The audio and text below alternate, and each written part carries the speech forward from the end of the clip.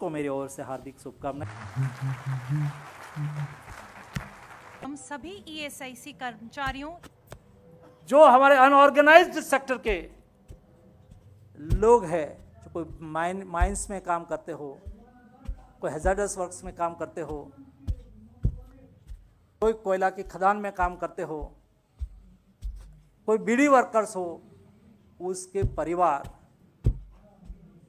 और उनके परिवार में पढ़ने वाले बच्चे, उसको एजुकेशनल सपोर्ट जो पहले 1 लाख से कम लोगों को मिलता था, क्योंकि और कोई दूसरी स्कॉलरशिप मिलती हो तो हमारी स्कॉलरशिप नहीं ले सकते थे, लेकिन हमने ये ओपन कर दिया। सभी को अनऑर्गेनाइज्ड सेक्टर में काम करने वाले मेरे एम्प्लॉयज़ और उसके परिवार के बेटे बेटियों को पढ़ाई को सुनिश्चित करने के लिए उसको भी स्कॉलरशिप मिलेगी, चाहे दूसरी जगह पे भी मिलती क्यों ना हो। अनऑर्गेनाइज्ड सेक्टर के लोगों को सोशल सिक्योरिटी प्रोवाइड करनी है। दोस्तों 40 से एवं के सभी लोगों को, आज सुबह में मुझे एक ऑर्गेनाइजेशन, डॉक्टर का ऑर्गेनाइजेशन मिलने आया था, तो उन्होंने मुझे कहा कि मुझे कैंप करना है, तो मैंने उसको एक सुझाव दिया, आप डॉक्टर बने हैं। मैंने कहा कहाँ बने डॉक्टर? तो उन्होंने कहा हमने पति पत्नी दोनों थे, उन्होंने कहा हमने एम्स दिल्ली में पढ़ाई करी, हम टॉपर रहे। तो मैंने कहा कॉन्ग्रेचुलेशंस।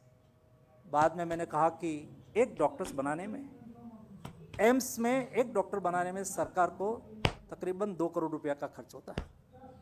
आपके पीछे देश ने 2 करोड़ इन्वेस्ट करा है, मैं आपसे CSR मांगता हूं। उन्होंने कहा कैसे मैं CSR दे सकूं, हम तो कॉर्पोरेट सेक्टर नहीं है।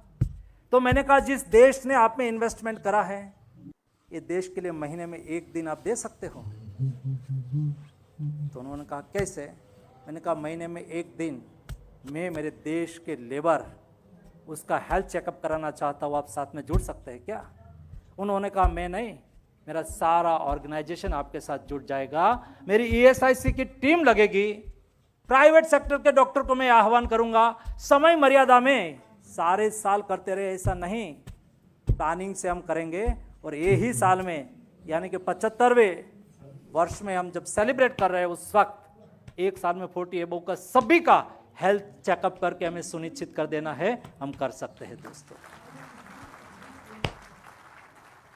एक बार हम तय कर लेते हैं दोस्तों, अचीवमेंट हम लाने के लिए अभी कोई रोक नहीं सकता, हमें हमारी शक्ति को पहचानना होगा। मैं एक घटना का साक्षी हूँ, जब कोविड के दरमियान में दुनिया के साथ बात करता था तो दुनिया कहती थी India is a big country, huge diversity, 1.4 billion population, poor health infrastructure. India में जितने लोग मरेंगे उसके आधार पर दुनिया का फिगर तय होगा।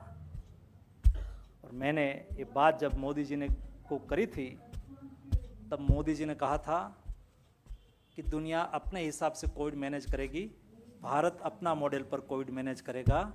दोस्तों मुझे बताते हुए खुशी हो रही है कि अंतोगत्वा जब कोविड समाप्त हुआ और मैं वर्ल्ड इकोनॉमिक फोरम दाओस में भारत का प्रतिनिधित्व करने के लिए गया था। सामान्यतः तो हम जाते थे तो दुनिया की अपॉइंटमेंट मांगते थे, दुनिया के लीडर को मिलने की, दुनिया के कॉर्पोरेट सेक्टर को मिलने की। बिल गेट्स की भी मैंने कई बार अपॉइंटमेंट मांगी थी, लेकिन बिल गेट्स ने उस वक्त मेरी अपॉइंटमेंट मांगी थी। तो वर्ल्ड इकोनॉमिक फोरम पर समय तय हुआ तो बिल गेट्स मुझे मिलने के लिए आया। तो हम तो भारतीय है भाई, मैं खड़ा हुआ, उसको गेट तक लेने के लिए गया, हैंडशेक करा। दोस्तों बिल गेट्स का पहला सेंटेंस था, congratulate India, you have done good Covid management. And जो श्रमिक भाई इस चैनल को सब्सक्राइब किया उनको धन्यवाद। जो श्रमिक भाई अभी तक सब्सक्राइब नहीं किए हैं उनसे रिक्वेस्ट है कि आप सब्सक्राइब करें, बेल आइकन दबाएं, जो कि सही टाइम पे आपको सही न्यूज़ जो है मिलता रहेगा। वैक्सीनेशन ड्राइव पर मिलियन पॉपुलेशन, सबसे कम डेथ रिकॉर्ड करने वाला कोई देश हो, जिस देश में कम डेथ हुआ हो, इस देश का नाम भारत है और ये आपका और मेरा देश है। दोस्तों हमें ऐसी को ऐसे बदलना है, विश्वास का केंद्र बनाना है। एक टोली बैठ के 1 साल में हम क्या क्या कर सकते हैं, हमारी बेस्ट प्रोक्योरमेंट सिस्टम कैसी हो, हमारे यहाँ कोई लाइन में खड़ा ना हो, सब ऑनलाइन रजिस्ट्रेशन करके कैसे आए, स्लॉट लेके कैसे आए। हमारे यहाँ सारा इक्विपमेंट हमारी हॉस्पिटल में उपलब्ध हो, मेरा हर डॉक्टर पेशेंट के प्रति रिस्पॉन्सिबल हो, नेशन के प्रति रिस्पॉन्सिबल हो।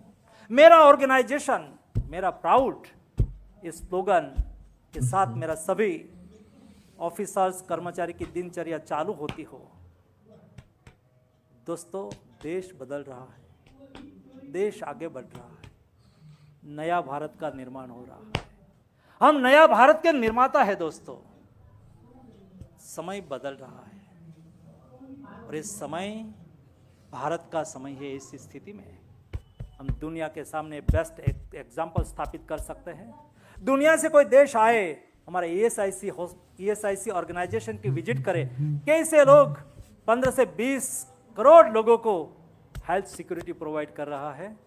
एक साथ में एक ही ऑर्गेनाइजेशन उनकी अलग अलग अस्पताल के द्वारा कैसी सुदृढ़ व्यवस्था उन्होंने खड़ी करी है, देखने का केंद्र बने। ये हम 75वें साल में लक्ष्य लेके चल सकते हैं क्या? दोस्तों, मेरा विश्वास है, मेरी टीम पर मेरा विश्वास है। मैं जब ऐसे की टीम से संवाद करता हूँ, बात करता हूँ, तो कई लोगों में ये जज्बा मैंने देखा है। दोस्तों, यही जज्बा हमें आगे ले जाएगा। और दोस्तों, संभवतः हर कोई सेक्टर में और हर कोई ऑर्गेनाइजेशन में और अपनी फैमिली में भी सब लोग समान सशक्त नहीं होंगे। जरूरी नहीं कि सब लोग बदल जाएंगे। स्वामी विवेकानंद ने कहा था कि मुझे 11 नचिकेता दे दो, मैं देश बदल दूंगा। ऑर्गेनाइजेशन में एक एक हॉस्पिटल में 4-5-10 लोग निकल पड़ते हैं ना, साथ में कारवा जुट जाएगा दोस्तों, बन जाएगा। नहीं करने वाला पीछे छूट जाएगा, करने वाले की टोली आगे बढ़ जाएगी, हम एग्जाम्पल बन जाएंगे। हमारी कंपटीशन एम्स के साथ होनी चाहिए। हर स्टेट में एक एक एम्स है। हमारी मेडिकल कॉलेज एम्स की कंपटीशन करे, जाए उसकी विजिट करे। वो भी अभी पनप रही है, हमारी भी मेडिकल कॉलेज पनप रही है। हम उसकी कंपटीशन करके कैसे आगे बढ़े, इस संकल्प के साथ हमें आगे बढ़ना है। 75वें साल के प्रारंभ के अवसर पर आप सबको नया उजास, नया हौसला, नया उमंग के साथ इस वर्ष में नए अचीवमेंट को हम प्राप्त करें, उस दिशा में हम सब लोग आगे बढ़े, कदम से कदम मिला के आगे बढ़े, कंधे से कंधे मिला के आगे बढ़े, एक संकल्प और एक ध्येय निष्ठा से आगे बढ़े। दोस्तों, सफलता का पाथ को सुनिश्चित करें, यही आप सबसे अपेक्षा है। आप सब, हम सभी ईएसआईसी कर्मचारियों एवं असंख्य आश्रित जनों की इच्छाओं, आशाओं और सपनों से भरे शब्दों के लिए आभार एवं धन्यवाद।